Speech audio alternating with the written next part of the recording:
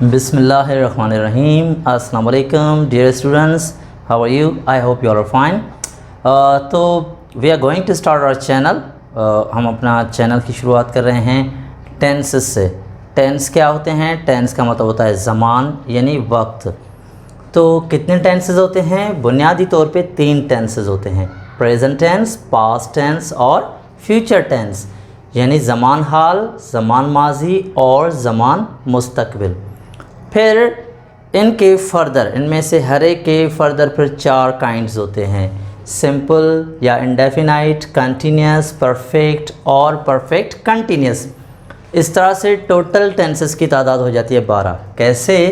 यानी ये सिंपल तीनों टेंसेस में होता है। इसी तरह से continuous, present continuous, past continuous, future continuous and onwards, और ये भी इसी तरह से होंगी। ठीक है, अब हम इनमें से पहले पढ़ेंगे present simple tense. Present simple tense कहाँ इस्तेमाल होता है? तो present simple tense is used to express routine.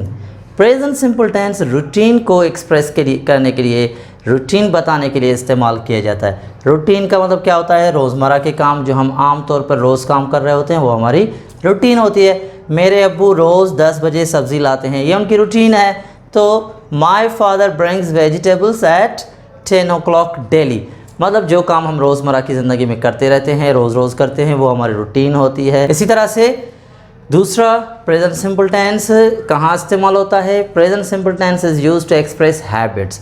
दूसरा इसका इस्तेमाल ये है कि ये आदतों को बयान करने के लिए भी इस्तेमाल होता है। आदतें या रिपीटेड एक्शन आप कहें। आदत का मतलब क्या होता है? जो चीज़ आप बार बार करते हैं, ऑब्वियसली वो आपकी हैबिट बन जाती है। मिसाल के तौर पे मैं रोज़ शाम को चाय पीता हूँ, अब ये मेरी आदत में शामिल है। ठीक है, I drink tea in the evening daily. So I hope you understand कि आदतें जिस तरह जो भी हमारी होती हैं, उनको एक्सप्रेस करने के लिए प्रेजेंट सिंपल इस्तेमाल होता है।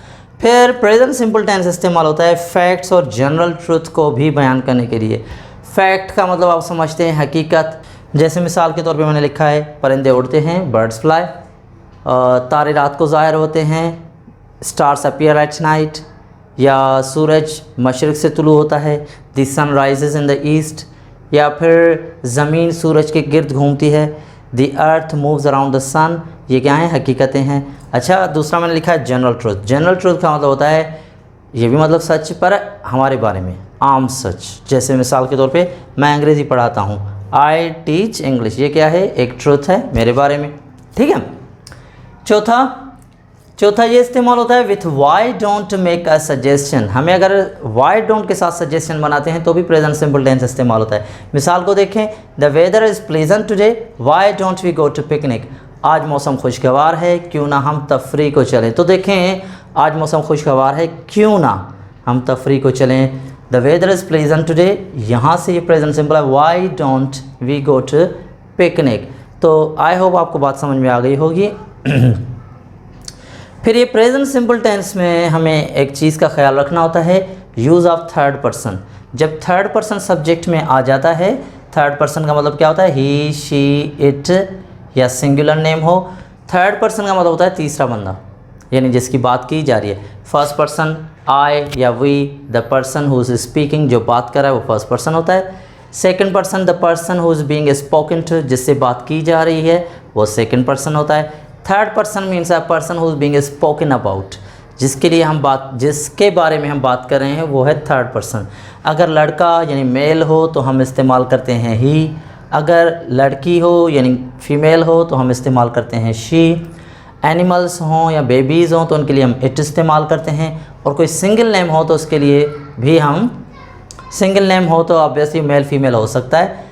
अब जब ये आ जाते हैं तो फिर वर्ब को हम एस या ई एस या आई ई एस में ख़त्म करते हैं, वर्ब की फॉर्म चेंज करते हैं। ठीक है, मिसाल को देखें, सलमा किताब पढ़ती है, सलमा रीड्स बुक, हमने रीड में एस लगाया, तो जनरली हम एस लगाते हैं। ठीक है। दूसरा तरीका, अगर कोई वर्ब एस, डबल एस, ओ, एक्स, सी, एच, एस, एच या जेड, इन 7 में से किसी पर भी वर्ब ख़त्म हो तो उसके पीछे आप ई एस लगाएंगे। मसलन अम्मी 8 बजे टीवी देखती हैं, mom watches TV at 8 o'clock। Watch C H पे ख़त्म होता है तो हमने उसके पीछे ई एस लगाया। और भी बहुत सारी मिसाल हैं, जैसे मिसाल के तौर पे वो शाम को बर्तन धोती है, she does dishes at in the evening, she does dishes in the evening. Does क्या है, डी ओ पे ख़त्म होता है, ई एस लगाया हमने इसके पीछे। या मिसाल के तौर पे और भी मिसाल, ये चाय में चीनी मिलाता है, he mixes sugar in tea. Mix MIX, उसमें हम ई एस लगाएंगे, मिक्सेस। ठीक है। तीसरी बात कि अगर कोई वर्ब वाई पे ख़त्म हो और वाई से पहले एक कॉन्सोनेंट हो। अच्छा, एक तो ज़रूरी नहीं है, पर वाई से पहले कॉन्सोनेंट हो। ठीक है, तो हम वाई को रिमूव करके IES का इजाफा करेंगे। ठीक है, जैसे क्राई को मैंने क्राइज देखा है। मिसाल में देखें, ऊँट भारी वज़न उठाता है, कैमल कैरीज हैवी लोड। देखो कैरीज CARRY होता है, हमने वाई काट के इसकी जगह IES लगाया, कैरीज। ठीक है, और भी मिसालें हैं। मिसाल क्राई पे है, ही cries in the class. Cry तो हम इस तरह से फिर थर्ड पर्सन आ जाएगा, क्राइज लिखेंगे। ठीक है। अच्छा, अगर वर्ब वाई पे ख़त्म हो रहा है और वाई से पहले कॉन्सोनेंट नहीं है, वावल है, तो क्या करेंगे, तो सिंपल एस लगा देंगे। अली क्रिकेट खेलता है, अली प्लेज क्रिकेट।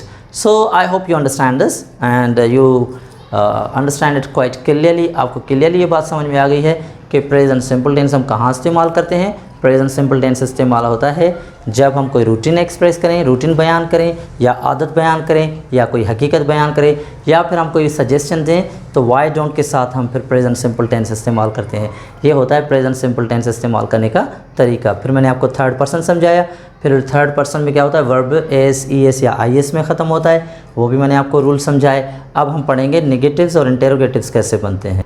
नेगेटिव्स, इंटेरोगेटिव्स या इंट्रोनेगेटिव्स जब हम बनाएंगे तो हमें कुछ रूल्स ध्यान में रखने हैं। वो क्या हैं कि देखें, जब सब्जेक्ट में फर्स्ट पर्सन हो या सेकंड पर्सन हो या थर्ड पर्सन प्लूरल हो, तो फिर हम डू का इस्तेमाल करते हैं हेल्पिंग वर्ब में।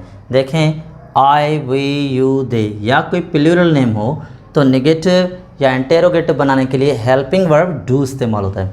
कैसे, एग्जाम्पल देखें, I do not like potatoes, मुझे आलू पसंद नहीं। I do not like potatoes, do not आएगा इस सब्जेक्ट के बाद, यानी यहाँ पे आई आ जाए या वी आ जाए, यू आ जाए, वी आ जाए। We do not like potatoes, you do not like potatoes, they do not like potatoes, my friends do not like potatoes. इस तरह से हम नेगेटिव बनाएंगे। इंटेरोगेटिव बनाना होगा तो भी डू यू स्पीक इंग्लिश। हाँ, ये है कि इंटेरोगेटिव बनाने के लिए हम हेल्पिंग वर्ब जो है सबसे पहले रखते हैं, यानी डू पहले। नेगेटिव बनाने के लिए सब्जेक्ट के बाद डू नॉट लगाते हैं, पर इंटेरोगेटिव के लिए हम सब्जेक्ट से पहले बिगिनिंग में ही हेल्पिंग वर्ब लगाते हैं, डू। ठीक है, do you speak English. Okay, इसी तरह से फिर इंटेरोगेटिव नेगेटिव कैसे बनता है, तो ऑब्वियसली इंटेरोगेटिव के लिए हम वही बात मैंने कही कि बिगिनिंग में डू इस्तेमाल करेंगे, फिर सब्जेक्ट, फिर not. Do they not know me, क्या वो मुझे नहीं जानते। ठीक है, आई होप तो आपको ये बात समझ में आ गई होगी कि हम नेगेटिव हो, इंटेरोगेटिव हो या इंटेरोगेटिव नेगेटिव हो, इसमें हम हेल्पिंग वर्ब डू इस्तेमाल करते हैं जब सब्जेक्ट में आई, वी, यू, दे या कोई प्लूरल नेम हो।